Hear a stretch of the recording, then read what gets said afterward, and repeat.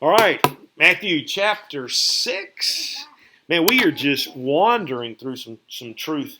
And it's been so powerful. I don't know how many times I've taught through the Sermon on the Mount, maybe half a dozen times in the course of my ministry, but it's powerful every time. I think it was last Sunday afternoon, we had some of our old friends over. Always remind ourselves you can't make old friends. And as much as I love all my friends, there's something about playing Little League with one of my guys out here. Man, we grew up playing Little League baseball together, and so we hung out. And then one of the guys was John Langford. You guys have met him. He's led worship here with us before, and he and I met in college, and we did ministry together for untold years, and it's just powerful. And it's just a reminder. We were chatting. We were talking about going through. One of the first things we taught when we were doing student ministry, and John was with us, was he had his guitar, and John was learning how to play the guitar, and he couldn't finish the song because he couldn't remember all the words. But we had a great time of ministry, and I would just stand up, and I didn't know much about teaching, but we would just teach through the life of Jesus. And God was in that place, in that youth group of those seasons. We sang songs that, the world didn't know, but they're powerful songs that John had been stirring in his heart. And then after I finished teaching, it would be like the room was frozen, like the kids were like in awe of who Jesus was, and it's just stuck in my mind, and I think about that every time I read the Sermon on the Mount. I think about how powerful these truths are. It's like this secret message that the world doesn't know about, and that the Christians have forgotten. Because we don't want to see some of the difficult things that are in this text. And so Jesus was only public in his ministry for about 3 years. He did not have time to waste, and I can promise you he didn't waste his time. And so this message is probably one that he preached in various villages where he went, because we see kind of excerpts of it in all of the Gospels. You see a measure of this truth. And so, like some itinerant evangelists who would go around, they always used to, joke about the evangelists. I'm like, well, you got it made. I got to come up with new stuff every week. You just get to get one sermon and go preach it forever, right? And that's kind of the way it goes. And I'm not saying that about Jesus. I'm not downplaying that. I'm just saying this is his message. And so we need to hear it loud and clear. And his message is, and it's boiled down in this: unless your righteousness exceeds that of the scribes and Pharisees, you won't see the kingdom of heaven. Now, in order for us to understand why he said that, it's because the Pharisees were making it about stuff, right? About rule keeping, about all these duties and laws and all of that. And Jesus was like, you're missing it. The law was to remind us that we aren't good enough. Your righteousness that you think the Pharisees has isn't good enough. And I don't know if you grew up in church or not, but it's easy when you grow up in church to think it's about that, isn't it? It's just about, being, when I was growing up, the more you went to church, the more spiritual you were. So, as long as you were at church every day of the week, you were like, woo, way up there, right? And so, but it's not that. And it's not about all these rules. It's a relationship with Christ where he just invades your life so much, you can't get away from it, right? That's what it is. It's like once you fall in love with who Jesus is and you know what he wants, you don't need a law to tell you what to do, right? You're so infected with him. And so this is what we're looking at. And I'm going to read it to you. So we've been looking. Remember, he said at the very beginning, right? You guys should be beatituding. And I like that term. I don't think it's a word, but it is in my vocabulary because I like it. And I tell myself all the time, hey, man, start beatituding here. Right? Anytime I feel off kilter, it ain't about you. Blessed are the poor in spirit, not those who think the world revolves around them. So, beatitude, right? Hey, let's don't, let's be those who mourn. Let's be those who hunger and thirst after righteousness. I know you want revenge for different things going on, and you want to see God bring fire down on the government or whatever. And stop it, right? We're seeking righteousness here. That ain't my game. My game is to do right. It's his game to control the world, right? And so we beatitude, and this is what he was telling them. And then he began to walk through some great and powerful truths. And so he was saying, you have heard that it was said. So he's rewriting truths that had been messed up. And so it's always good to come back to the scriptures, because we can always drift off the truth just a little bit, and we drift off just a little, and we're a ball in high weeds, right? You get in an airplane and you set that thing toward that course where you want to go. Hey, if you're just going from here to Atlanta, you might not have missed the runway too bad. But you go from here to Frankfurt, Germany, and you're off 1 degree, you're going to end up somewhere you don't even know where you are, right? And that's what happens when we divert just a little bit from truth, right? We end up way over here. We wonder how we got there because we got lazy. That's why we study what we're doing. So I say all that, and we're going to jump into some of this stuff. He says, unless your righteousness exceeds that of the scribes and Pharisees, you will in no way enter the kingdom of heaven. And then he talked to us about how to pray. And we went through all of that. We're in verse 19 now, and he gives us a whole brand new phrase. I'm going to read these verses, and then we're going to read them in the Message Bible version because I just like the extravagance with which it says it. So let me read it to you, and then we're going to break it down.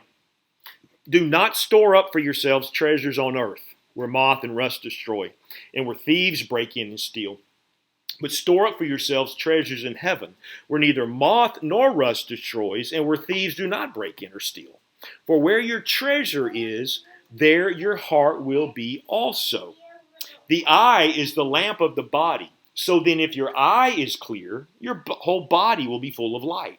But if your eye is bad, your whole body will be full of darkness. So if the light that is in you is darkness, how great is the darkness? No one can serve two masters, for he would either hate the one and love the other, or he will be devoted to one and despise the other. You cannot serve both God and wealth. Now, this is it in the Message Bible. Don't hoard your treasure down here where it gets eaten by moths or corroded by rust or worse, stolen by burglars. Stockpile treasure in heaven where it's safe from moth and rust and burglars. It's obvious, isn't it? The place where your treasure is the place where you will most want to be and end up being. Your eyes are windows into your body. If you open your eyes wide in wonder and belief, your body's filled with light. If you live squinty-eyed in greed and distrust, your body is a musty cellar. If you pull the blinds on the windows, what a dark life you're going to have. You can't worship two gods at once. Loving one God, you'll end up hating the other. Adoration of one feeds contempt for the other. You can't worship God and money, not both. You can't do it. All right, so that's the text. Now, let's just kind of break this down and just kind of see where it takes us. I don't know, but does it not feel like it just gets easier to be like greedy folk these days? You know, back in the day, when we had like cable TV was new and they had those 24-hour channels that just sold you stuff. You remember those? And you'd pull in the middle of the night, you couldn't sleep and they're telling you about this slicer dicer thing and for $20 they'll give you one and for $30 they'll give you three, whatever. And you go, I think I'm going to buy that, right? And you get the phone out because you didn't have, you didn't have a Wi-Fi back then. So much, and you call that number and order stuff.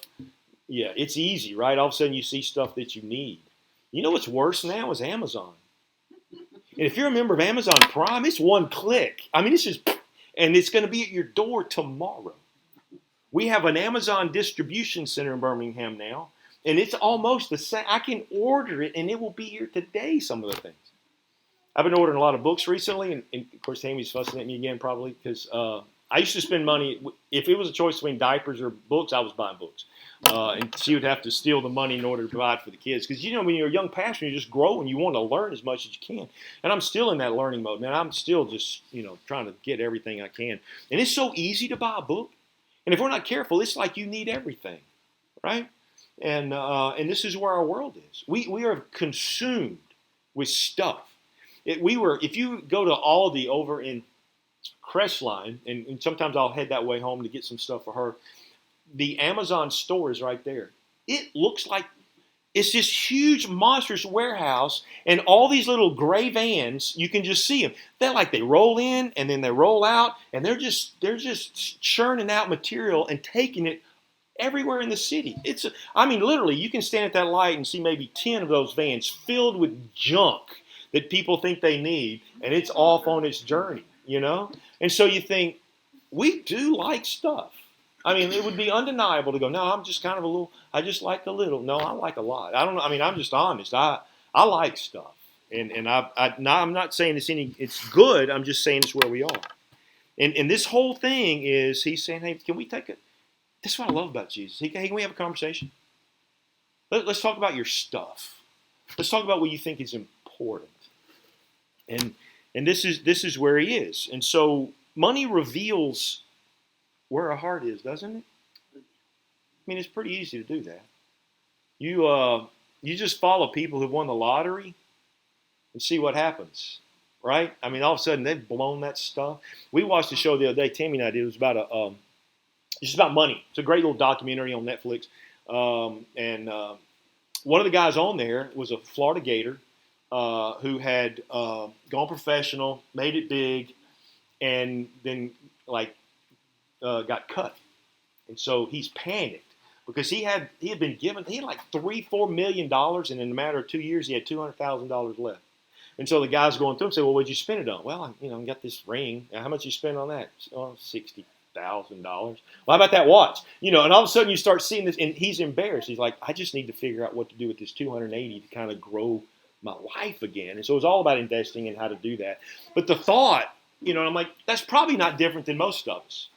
It don't matter whether you start. Some of you start out. What would you make when you first started out, right? I think mine was. I think I was making $1.18 an hour at Food World, and the whole world was making like less than that. $3.18. I was making $3.18 an hour. $1.97 was minimum wage, but we were in union in Food World, and so I was making bank, right? And you think you're good, but you blow it, and then you get another raise, right? So it doesn't matter whether you're making $30,000 a year or $250,000 a year. The average family in America can't get their hands on $500 cash if they had to. That's the average. I just read this statistic this week. $500, people can't even get their hands on that when they're in trouble. It doesn't matter how much you make. I think, wow, that's kind of crazy. And so we do have this issue. And he's not advocating poverty here, even though he said, "Hey, I don't have a place to lay my head." The scriptures tell me that it was God who gives us the ability to make wealth, and that he has given it to some for a reason, right? And so it's okay to have, no, this is not, money's bad, poverty's good. He's just simply saying, "Hey, son, look at me. Where's your focus? Where's your heart?" And I do think it's true. I'm glad we don't have checkbooks anymore. Well, some of y'all might have check. We have to write a check, I think, to one place in our life every month. But for the most part, I mean, I hadn't balanced the checkbook in forever, right? I mean, I know y'all probably have. I'm just saying, we don't write checks. But if we were to go in and look at your statement online and just start looking at where do you spend your money and put them in categories, how embarrassed would you be about where you spend your money? I mean, I'm not asking for anybody to call out, but I'm just saying, right? It's a great tell. It tells you where your heart is, right? Because we can act like, "Oh, I'm all about Jesus." Your checkbook don't show it. And I'm not talking about what you give to the church. I'm just talking about what you do with money, right? I mean, it shows where your heart is. And so this is what Jesus is talking about here. And he's calling us to a radical life. This is the whole thing. Listen, we get all these paychecks, and we're responsible for this money, and we should be careful with it. And he's saying, listen, you've got options here. And man, I used to have this rope. Y'all probably remember the rope. I had an old rappelling rope that was worn out, no good. So I took the end of it. I got this illustration from another guy, but I took the end of it and I put a little piece of red tape on the end of that rope. I could stretch that rope out on stage at church, or I could have drug it out from behind my my study in there and carried it in here. And I think all of that rope represents our life because it's eternity, right? But you look at that little inch of red tape, and that's what we call this life here in the flesh. And when you start looking at your life and you figure out how much you spend worrying and everything else in there, just is crazy, isn't it? I mean, this is a blip, but we act like it's everything. And so we work and we save and we work and we save, and it's just a little blip, and so we save and we hope at 65 or 70 or somewhere in there we can kind of retire and play. And so it's just silly what we do with our money when I'm thinking, man, it's all about eternity. This is a blip. I realize we're not living in eternity right now, so there is that struggle. So he's going to give us 3 kind of rapid fire things just to say, hey, can we have some perspective here? And so let's just look through those. One is treasure, right? Stored up, kept in a safe place, hoarding kind of thing. Is that what you're doing with it? Because a lot of people just do that, right? They don't spend any money, but they don't give it away either. They're hoarding it up, right? And and the scriptures speak of that in so many ways. The man with the bigger barns, oh, what am I going to do? I guess I'll build bigger barns. And God's like, you fool. Tonight is the last night of your life. And you're just doing that? And then to the three men where he distributed gifts and talents, right? And so one he gave one talent, one he gave 5, the other one gave 10. And the one who gave 1, he buries it, hoards it. He's like, man, you could have at least put it in a bank, invested it somewhere, and gotten interest. And so there's those categories of things. And so we are responsible for what we do with our money. Let me read to you what Paul says, and then we're going to talk practically about ourselves. But Paul said this to Timothy, a young pastor, because Ephesus was a fairly wealthy church, and there was some good money that was going on in there. And listen to what he says. But godliness actually is a means of great gain when accompanied with contentment. And this is the issue. For we have brought nothing into this world, so we can take nothing out of it either. Right? It's important that we understand that. There used to be a phrase, he who dies with the most toys win. I say, well, he who dies with the most toys still dies, right? I mean, and it is kind of like that game of life. When it's over, that whole game goes back in the box, and you put it where you put it until you want to pull it out and play it again. So really, at the end, it all goes back in the box. Or in our case, it all goes to our kids, right? Everything my mom and dad owned, they realized they never owned it. We now do. And then I will own it only until I die, and then my kids will have it. And they'll throw it away or whatever it is they're going to do with it, because I don't have a lot to show. But that's where it is. But he says this, for we have brought nothing into the world, so we can take nothing out of it either. We have food and covering. With these, can we be content? And then he says this, but those who want to get rich fall into temptation and a trap and many foolish and harmful desires which plunge people into ruin and destruction. For the love of money is a root, be careful, they're not the root, it's a root of all sorts of evil. And some longing for it have wandered away from the faith and pierced themselves with many griefs. We were at the Butterbean Festival yesterday, and I had my little Bama A shirt on, and a guy stopped me, big muscular guy, and I recognized who he was. He was Sherman Williams. If you watched Bama football back in '92, he was on that national championship team. And when he scored a touchdown, he'd do the Sherman shake. And so he was there, and he's got a little ministry he's doing with, just helping kids. And I don't know if you know his story or not, but he won a national championship with Alabama. He was actually high school champion, won a championship at Alabama, played for the Dallas Cowboys for about 4 years, national champ. Super Bowl champ, and then lost his job. Greed had so kicked in; he was so used to money at that time that he ended up starting a drug cartel and had this traffic thing from Alabama to Texas, and he was selling drugs and got caught, spent 15 years in prison, transformed his life, that whole concept of things. But it's a reminder of what happens here, right? Those who want to get rich fall into a temptation. And so, it's not just about thievery or anything else. Sometimes we want to get rich so bad, we're out of balance and working 90 hours a week just so we can have dollars. All the while, our kids didn't want that. They just wanted to see your face. But you're too busy making $1 because you think that's what your worth is worth. This is the practical truth that we just find in the Word of God. And so I'm not trying to hurt any of us. I'm just trying to be honest about, let's evaluate this. Paul went on in that passage, and he says this, instruct those who are rich in this present world not to be conceited or to set their hope on the uncertainty of riches. I think we're probably going to find out in a few years that everything that we've been bankrolling has diminished. I mean, I just think our economy is going to go in such a way that what we thought was going to carry us through the rest of our days probably won't. But we're not worried because we trust God. But he says, don't be conceited or put your hope in riches, but on God, who richly supplies us with all things to enjoy. Right? So when he gives us money, hey, use it, enjoy it, right? Nothing wrong with that. Let's just don't get tied to this stuff. Instruct them to do good, to be rich in good works, to be generous and ready to share, storing up for themselves a treasure of a good foundation for the future, so they may take hold of that which is life truly indeed. So when Jesus comes to here, he's saying, hey, listen, let's talk about your treasures. Christ follower and generous should go together. If you're a Christ follower, you should have generosity. If you're sitting on your money, I'm not talking about, savings and all. That's important that we do. I'm just talking about, Paul said it like this: instruct those who let him who steals steal no longer, but let him labor with his hands, performing what is good, that he may have something to give to those who have need. In my earning of money, I'm not just going to save it and spend it on my stuff. I'm going to share it too.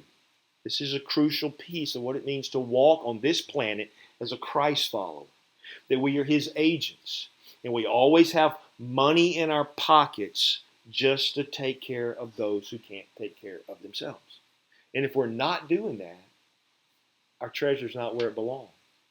Because when it gets to the end of the days and he separated us all out, what was the deal, right? I was hungry and you what? Gave me something to eat, right? I was in prison and you visited me. I was naked and you clothed me. What are we doing? Taking our physical needs and going to meet people. God has given us resources to make money, not just to hoard it. When we hoard it, it rusts and it rots and everything else, right? We all know that. You've got stuff you collected, and all of a sudden we got this little Tin Lizzie. It's called. My dad bought it when my little brother was a kid, and this little go-kart thing got these little old wheels, like an old Tin Lizzie, like a clown car, that you'd see. And somehow it got stored in this shed out here, and so when Mom and Dad died, it's there. It actually belongs to my brother, so it's still in there. You know what happens if you just put that thing up and just leave it there? It doesn't look like it did when my dad had it. And I'm telling them, hey, y'all need to come get this. Man, the tires are dry rot, the engine won't do, the seats are rusted. It's just a mess. That's what happens to stuff in this life. And this is what he's saying. Hey, man, it ain't gonna last. Why are you doing that? And this is his whole point here. There are three things that are eternal. I used to say two things, but I realize there are three things that are eternal. Every soul that you look at, every person you look at, that soul is eternal. And that soul will either spend eternity in heaven or it will spend eternity in hell. The scriptures, the word says, are eternal, right? So the scriptures we're always going to have. And then your service and my service is also eternal, because it's the basis of it's the currency that we've put in heaven, our service, where we find the duties that we are dispensed when the kingdom is there, that we all rule and reign, right? And so what we invest up there is the currency of how we live in the kingdom. And I'm not saying they're like levels there, but the scripture does say that to whom much is given, much is required, and that those who have been faithful with the little will be faithful with much, and inherit the kingdom of heaven. And so there's this ruling and reigning with Christ. That's what we do. And so it's important that we understand that. And here the scripture is simply saying, hey, listen, where you treasure is where your heart is. If every dollar you spend is just on you, and it's all about you and your looks, we're sad people. It's got to be, our money is leverage to take care of those in this world that don't know how to take care of themselves. I'm just saying, I think we do a poor job of that. I shouldn't say we. I'm just saying it's easy to lose perspective there. And so that's the first one. Here's the second one. He says, the eye is the lamp of the body. So the first one is our treasure. What are you going to do with it? You can't serve both. Either you're going to serve God. Either money is going to be used to serve God, or you're going to try and get God to serve your money, and it never goes well that way. And then he moves into this one about treasure. About vision. The eye is a lamp of the body, so then if your eye is clear, your whole body will be full of light. But if your eye is bad, your whole body will be full of darkness. So the light in you is dark. How dark is that darkness? What's he saying here? He's saying your stuff can blind you. You can get so focused on your stuff that you don't see what's happening in the world around us. This is his whole point. The eye is the lamp of the body, right? And the heart is the lamp of the soul. When our hearts are clear, we see clearly. When my heart is right, I can see needs of others. Why? Because my eyes are up, like we talk about. I'm compassionate, and because that's the word there, to see. And I see, in a sense, to meet the need, right? So when I'm living a Christ life, I'm not focused on me and my stuff. I'm looking to meet the needs of others. And this is what he says here. Because there's nothing prevent, my eyes are wide open. But man, when I'm looking at me, all of a sudden I can't see the needs of anybody else because I'm looking through these squinty eyes. It's just focused on me. When our hearts get cluttered with material concerns, we become blind. It's obsession with stuff. And this is where we are. And last time I went to India, it's been a year, several years now. I'm supposed to be going in March. I don't know if I can work it all out, but we had an orphanage there in India. We spent a lot of time and money in India, and we've watched God do some incredible work over the 25 years I've been partnering with this ministry. We partner with this ministry as well, by the way. Your money goes to take care of these kids in the orphanage and spread the gospel in the whole land of Israel. I mean, of India. But I remember one year I'd gone to this orphanage, and they want your autograph or whatever, So I wrote my name on a piece of paper, and I think I gave them something. I can't remember now what it was. I didn't think about it, and the kids were just hugging and everything. So I come back about 2 years later, and I go to that same orphanage, and this one little kid gives me a hug, and then runs to this little shelf area they have in this orphanage, and there's a little, like a Foot Locker. I mean, like literally a box about like that. He pulls that thing out, opens it up, and it's everything he owns. And he's got my little autograph piece of paper in there, and he wanted to show it to me. And I'm thinking, this is so weird. It's humbling. All of their belongings are in that box. And I think, if I just had a box that I was going to put stuff in, what would I put in there? Every time I go on a mission trip, I come home, I empty out my closet. I think I am the most materialistic. Listen, if you ever have gone outside the country, you'll see that. You don't have to go on a mission trip. Just go somewhere outside the country, or just go down to New Orleans, right? We used to go down there and just do some ministry in the projects down there, Fisher Housing Project. It's the same thing. You realize we are so full of stuff that we don't even see that there's poverty out there. And so this is a great reminder that your stuff can sometimes cloud you from seeing what the needs of people are. Man, wow. Anyway. And then this last one he gives us, and we're done. No one can serve two masters, for he'll either hate the one and love the other, or he will be devoted to one and despise the other. You can't serve God and money. You do realize it's a choice, right? You can't have both. It's either all of his, or it's going to end up being none of his. And it's important that we do that. That's why Paul said this: present your bodies, all of you, as a living sacrifice to God. It's your reasonable service of worship. Come on. What's the reasonable thing to do to a God who has given you grace and mercy and compassion and has drugged you out of the miry clay and put you on solid ground and given you an inheritance and adopted you into his family and called you his child, and who has lavished you with grace and who has a name awaiting for you in heaven, your own nickname when you get there, that we should just go, appreciate that. I'll be sure to give you a little bit here and there while I'm living this life. Or do we go, oh my God, then pierce my ear and put that earring in there that says I'm a bond servant of Christ. I willingly sign up to be your slave. What other choice? What's the reasonable choice here? And this is the essence of what we're looking at here. One master commands that we live by faith, and that's Jesus, right? Trust me. It's okay to give it away. Trust me. If you're giving seed, if you're a sower and you're sowing seed, I will always make sure there's seed in your pouch to see to it. There's never going to be lack. It's the whole story of Elijah and the old widow woman with the bowl of oil that never ran out. When you live by faith, you're never empty. But when you live by sight, you're always a beggar, right? This is just the truth. So if you and me don't cultivate this spirit of generosity, we're going to become just conceited people that have not valued to the kingdom of God. And at the end of our life, we'll have nothing to show for it but whatever stuff we have collected in this life that will go to our kids or to the thrift store, one or the other, right? And so this is just a good reminder that, hey, listen, let's leverage what God's given to us. He doesn't have he doesn't have a limited supply, right? And my God shall meet all your needs according to his riches in Christ Jesus. Paul did not say out of. Out of means it's a diminishing commodity. There's no diminishing commodity in the kingdom of heaven. He created all things. There's nothing beyond his limit. He doesn't run out of anything.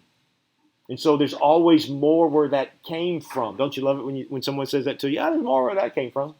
I mean, if it's the good stuff, right? And that's what God. Hey, there's more than that came from.